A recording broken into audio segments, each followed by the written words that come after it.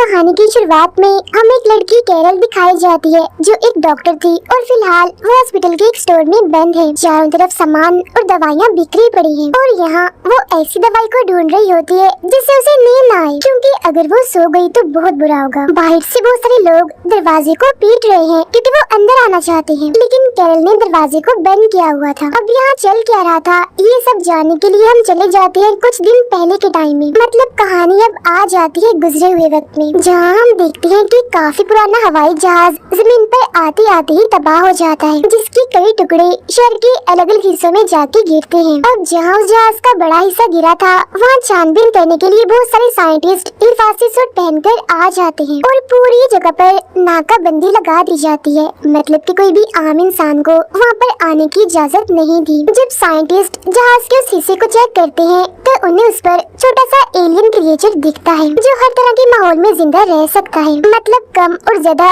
दोनों टेम्परेचर में ही। अब जो इन सब चीजों की छानबीन कर रहा था यानी यहाँ का डायरेक्टर वो आता है और जब वो बाहर होता है तो एक बच्ची उसके पास आती है जो उसी जहाज का छोटा सा टुकड़ा उसे पकड़ाती है। अब इस टुकड़े पर भी वो छोटे छोटे एलियन क्रिएचर्स मौजूद थे और जैसे ही ये उस टुकड़े को पकड़ता है तो इसके हाथ पर वो काट लेते हैं, जिससे इसके हाथ से खून निकलने लगता है। फिर जब वो घर जाता है तो आधी रात को हम उसका बहुत ही बुरा हाल देखते हैं। उसकी तबीयत खराब होने लगती है और चेहरा तो एकदम भयानक दिख रहा था। मगर अगली सुबह जब वो जागता है तो बिल्कुल ठीक था, जैसे उसे कुछ भी ना हुआ हो। वो फौरन अपनी वाइफ जिसे वो छोड़ चुका है उसे कॉल करता है, यानी कैरल को, जिसे हम शुरुआत में देख ही चुके हैं। वो कैरल से कहता है मैं अपने बेटे से मिलना चाहता हूँ। वो कहती है तुम मुझसे नहीं मिल सकती, अब हम अलग हो चुके हैं। वो जवाब देता है वो मेरा बेटा है, मैं उससे मिल सकता हूँ, मेरा हक है। मगर कैरल उसकी बातों को नजरअंदाज करके फोन काट देती है। इसके बाद वो अपने एक दोस्त जिसका नाम बेन है उससे मिलती है। वो भी डॉक्टर होता है। वो बेन को बताती है कि मेरा हस्बैंड मेरे बेटे से मिलना चाहता है, मगर मैं नहीं चाहती कि मेरा बेटा उनसे मिले। तो बेन कैरल को समझाता है कि वो उसके डैड हैं, उनका हक है, तुम नहीं रोक सकती। इसीलिए वो अगले ही दिन अपने बेटे को अपने हस्बैंड के घर छोड़ने जाती है। मगर यहाँ उनका बेटा अपने डैड को देखकर काफी हैरान होता है, क्योंकि उसके डैड अब उसे बगैर किसी एक्सप्रेशंस यानी तासुरात की बात कर रहे थे। मतलब उनके चेहरे को देखकर ऐसा नहीं लग रहा था कि ये कोई इंसान है। जैसे इंसान बात करते हैं, मुस्कुराते हैं, हंसते हैं, दुखी होते हैं, परेशान होते हैं, ऐसी कोई भी चीज उनके चेहरे पर नजर नहीं आ रही थी।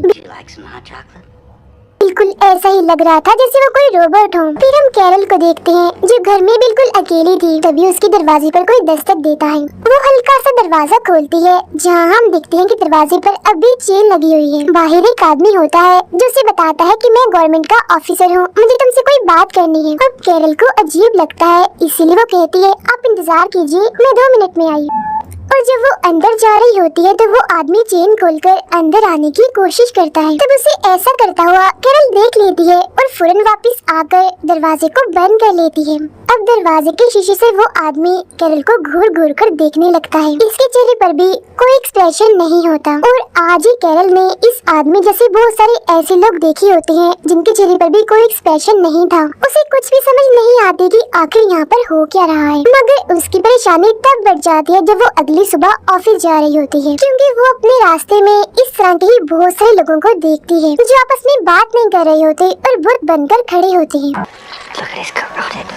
वो लगातार एक ही तरफ देख रहे थे और सीधा सीधा चल रहे थे। मतलब एक्सप्रेशंस इनके चेहरों पर भी नहीं थे। ये ना खुश थे, ना दुखी थे, ना किसी बात की फिक्र से ये परेशान थे और ना ही रो रहे थे। ऑफिस जाने के बाद वो इंटरनेट पर इस बारे में सर्च करती है, जहाँ तकरीबन 2 लाख लोगों ने इस तरह की बातें लिखी हुई थी कि जो हमारे अपने हैं वो पहले जैसे नहीं रहे, उनका सलूक और सब कुछ बिल्कुल बदल चुका है। इन सब चीजों से परेशान होकर वो अपने दोस्त बेन से मिलने जाती है, जहाँ एक दूसरे डॉक्टर भी होते हैं जो इन्हें बताते हैं कि जो हवाई जहाज जमीन पर तबाह हुआ था उस पर बहुत सारे एलियन क्रिएचर्स देखे गए थे और ये जो कुछ भी हो रहा है उनकी वजह से ही हो रहा है, क्योंकि वो एलियन क्रिएचर्स इंसानों के जिस्म में घुसकर पहले दिमाग को अपने कंट्रोल में करते हैं और बाद में पूरे जिस्म को अपने हिसाब से चलाते हैं। और जो भी उन एलियन क्रिएचर्स का शिकार होता है वो ऐसा ही बेहिस बन जाता है। मतलब ना उसके अंदर कोई जज्बात होते हैं और ना ही कोई तासुरात।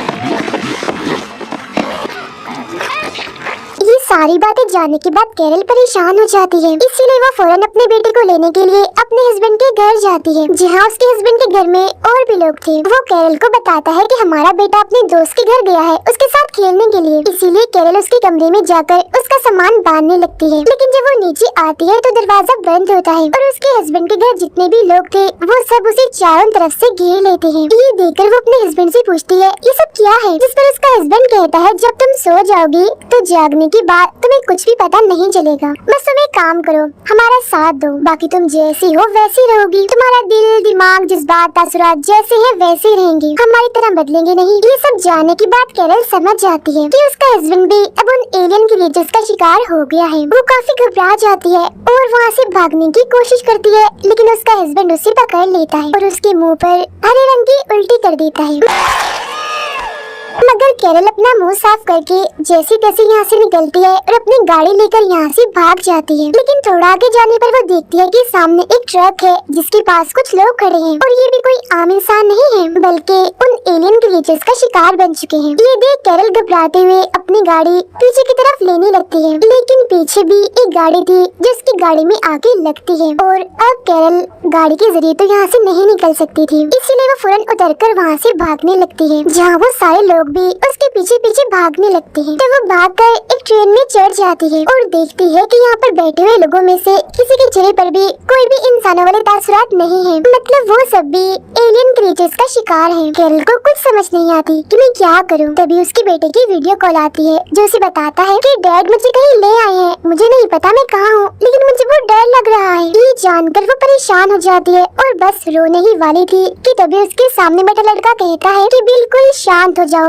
परेशान मत हो और रोना तो बिल्कुल भी मत। Don't show emotion. यानी कोई भी जज्बात तुम्हें नहीं दिखाने, वरना वो तुम्हें पहचान लेंगे और तुम पर हमला करके अपने जैसा ही बना लेंगे। जिसके बाद कैरल भी एकदम शांत बिल्कुल उनकी तरह ही रोबोट जैसा बनकर बैठ जाती है। मगर तभी यहाँ कुछ और लोग भी आते हैं जो एलियन क्रिएचर्स का शिकार थे और वो एक के बाद एक इंसान को अपने जैसा बना रहे थे। एक औरत जैसे उनको देखती है तो उसे गुस्सा आ जाता है और वो उन्हें धक्का देकर उन पर चिल्लाने लगती है, जिस वजह से वहाँ चारों तरफ भगदड़ मच जाती है। जिसके बाद वहाँ मौजूद सभी लोग ट्रेन के पीछे वाले हिस्से में चले जाते हैं। मगर एलियन क्रिएचर्स का शिकार लोग उन पर हमला करके उन्हें भी अपने जैसा बना लेते हैं। बचती है तो सिर्फ कैरल जो किसी तरह यहाँ से निकलकर भाग जाती है और जब वो स्टेशन से निकल रही होती है तो अपने आसपास भी वो इन अजीब लोगों को देखती है तो वो भी उनकी तरह ही बनकर चलने लगती है, बिल्कुल किसी रोबोट की तरह। यहाँ पर दिखाया जाता है कि जिस भी इंसान के अंदर कोई भी जज्बात एहसासात है, मतलब अगर कोई हंस रहा है, रो रहा है, परेशान है तो पुलिस उस इंसान को पकड़कर अपने साथ ले जा रही है, क्योंकि अब पुलिस भी उन एलियन क्रिएचर्स का शिकार हो गई है। अब यहाँ कैरल को पसीना आने लगता है, जहाँ तभी एक पुलिस वाला उसके पास आकर उसे कहता है कि तुम्हारे माथे पर पसीना आया हुआ है, You're sweating.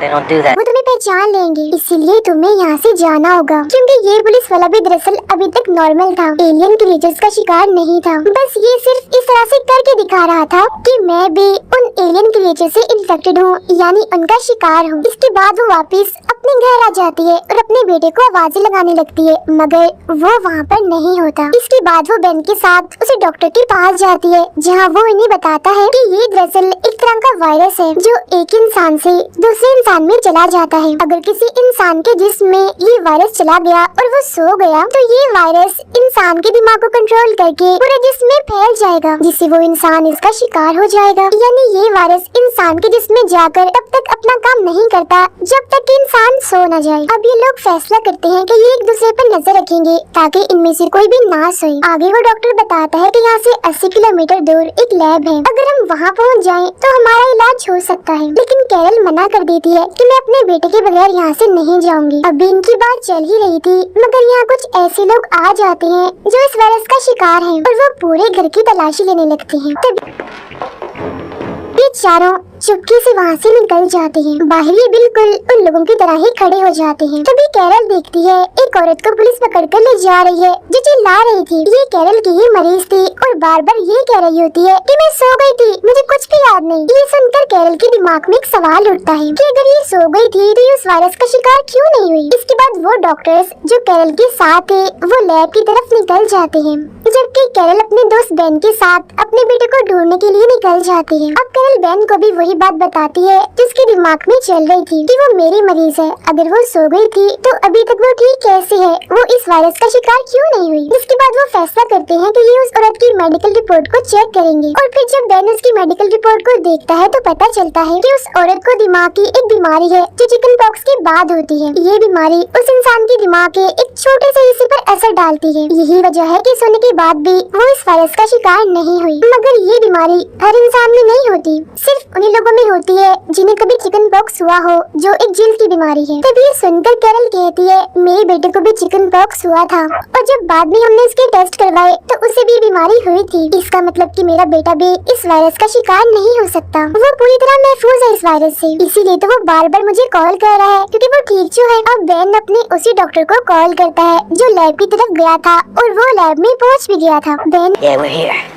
Do you reach 42? उसे बताता है कि जिस औरत को हमने देखा था जो चिल्ला रही थी, सोने के बाद भी वो इस वायरस का शिकार नहीं हुई क्योंकि उसे भी वो दिमागी बीमारी है। जिससे फौरन डॉक्टर कहता है कि हाँ मैं समझ गया, तुम क्या कहना चाहते हो। यही ना कि हम इस वायरस का तोड़ यानी एंटीवायरस बनाएं, मगर इसके लिए हमें उस औरत का खून और डीएनए चाहिए। क्या वो इस वक्त जिंदा है? बेन कहता है हमें उस औरत की जरूरत नहीं है, बल्कि कैरल के बेटे को भी वो दिमागी बीमारी है और अगर हम उस बच्चे को ले आए तो एंटीवायरस वैक्सीन बन सकती है। तभी कैरल के पास उसके बेटे का मैसेज आता है जो बताता है कि डैड मुझे दादी के घर ले आए हैं। तो अब कैरल को पता चल जाता है कि उसका बेटा कहाँ है, जिस बारे में वो बेन को भी बताती है। मगर बाहर इन्फेक्टेड लोग हैं, यहाँ से निकलना आसान नहीं है। तभी यहाँ कैरल को याद आता है, वो बेन को बताती है कि मैं भी इस वायरस का शिकार हूँ क्योंकि मेरे हस्बैंड ने मुझ पर उल्टी कर दी थी और मुझे डर है कहीं मैं सो न जाऊँ, क्योंकि अगर मैं सो गई तो वायरस मेरे दिमाग पर हावी हो जाएगा। इसके बाद बेन पुलिस के कपड़े पहनकर गाड़ी के जरिए कैरल को एक जगह पर छोड़ देता है। पुलिस का ध्यान भटकाने के लिए वो गाड़ी तेज चलाता है ताकि सब उसके पीछे आ जाए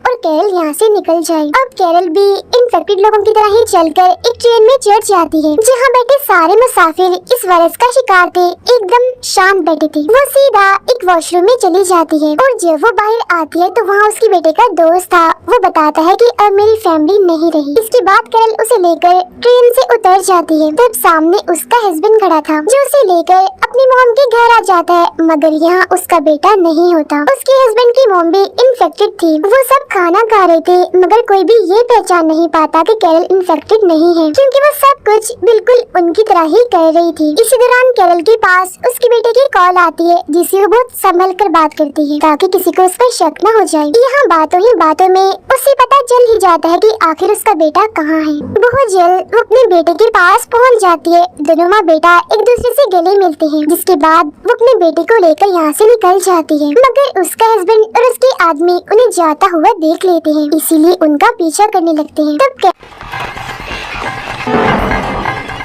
कैरल और उसका बेटा भागकर एक बेसमेंट में आ जाते हैं जहाँ उनके पीछे पीछे कैरल का हस्बैंड भी आ चुका था जो इन्हें देख लेता है। वो अपने ही बेटे को पकड़कर उसे मारने की कोशिश करता है क्योंकि अब उसके अंदर कोई भी जज्बात नहीं थे कि ये मेरा बेटा है। मगर इससे पहले कि वो उसे मारता, कैरल एक रॉड से हमला करके उसे जान से मार डालती है। जिसके बाद वो अपने बेटे को लेकर एक हॉस्पिटल के स्टोर में आ जाती है जहाँ बहुत सारी दवाइयाँ थी। फिर वो एक दवा को इंजेक्शन में भरकर अपने बेटे को देती है और कहती है कि अगर मैं सो जाऊं तो इसे मेरे दिल में लगा देना। फिर कैरल के पास बेन की कॉल आती है। ये उसे बताती है कि मेरा बेटा मेरे साथ है और हम एक हॉस्पिटल के स्टोर में हैं। बेन कहता है ठीक है, बहुत जल्द मैं भी वहाँ पहुँच जाऊंगा। अब कैरल को बहुत नींद आ रही थी मगर वो नहीं सो सकती थी क्योंकि सोने के बाद जब वो जागेगी तो वो भी इन्फेक्टेड हो गई होगी। लेकिन क्योंकि उसका बेटा थक चुका था इसीलिए वो सो जाता है। जिसके बाद वो यहाँ नींद न आने की दवा ढूंढना शुरू कर देती है और ये वही सीन है जहाँ से कहानी शुरू हुई थी। बाहर से इन्फेक्टेड लोग दरवाजे को पीट रहे होते हैं अंदर आने के लिए,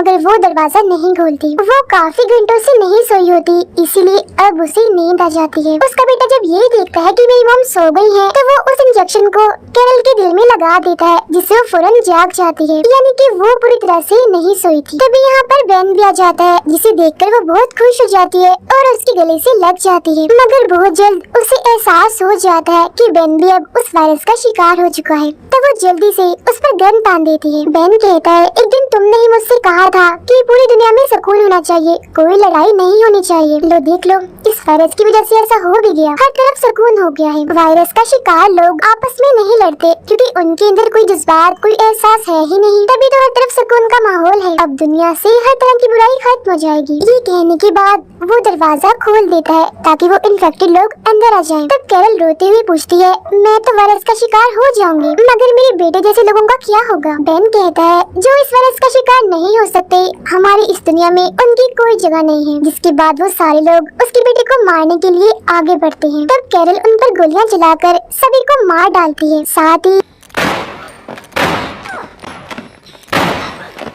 वो बेन को भी गोली मारकर उसे जख्मी करके अपने बेटे को लेकर यहाँ से निकल जाती है और गाड़ी में बैठकर वो यहाँ से भाग जाते हैं। मगर अब बहुत सारी गाड़ियाँ उसके पीछे लग जाती हैं क्योंकि सभी उसे मारना चाहते हैं। तभी एक गाड़ी अचानक से आकर उसकी गाड़ी से टकरा जाती है। एक्सीडेंट होने की वजह से वो फौरन ही बेहोश हो गई थी। जिसके बाद वायरस का शिकार लोग चारों तरफ से उनकी गाड़ी को घेर लेते हैं। मगर इससे पहले वो गाड़ी का शीशा तोड़ते उसे होश आ जाती है और एक बार फिर वो गाड़ी चलाने लगती है। तभी उसे डॉक्टर की कॉल आती है जो लैब में था। वो कैरल से कहता है, वैक्सीन बनाने के लिए हमें तुम्हारे बेटे की जरूरत है, तुम कहाँ पर हो? तो वो उसे बता देती है कि मैं कहाँ हूँ। जिसके कुछ वक्त के बाद हेलीकॉप्टर के जरिए वो भी यहाँ आ जाता है और कैरल को बिल्डिंग की छत पर आने का कहता है। तब कैरल लिफ्ट के जरिए अपने बेटे को लेकर छत की तरफ जाने लगती है, लेकिन अभी भी बहुत सारे इन्फेक्टेड लोग उसका पीछा कर रहे होते हैं। लेकिन जैसे तैसे वो छत तक पहुँच जाती है। तब डॉक्टर हेलीकॉप्टर में उसे लेकर यहाँ से चला जाता है। जिसके बाद वो सब कैरल के बेटे को लेकर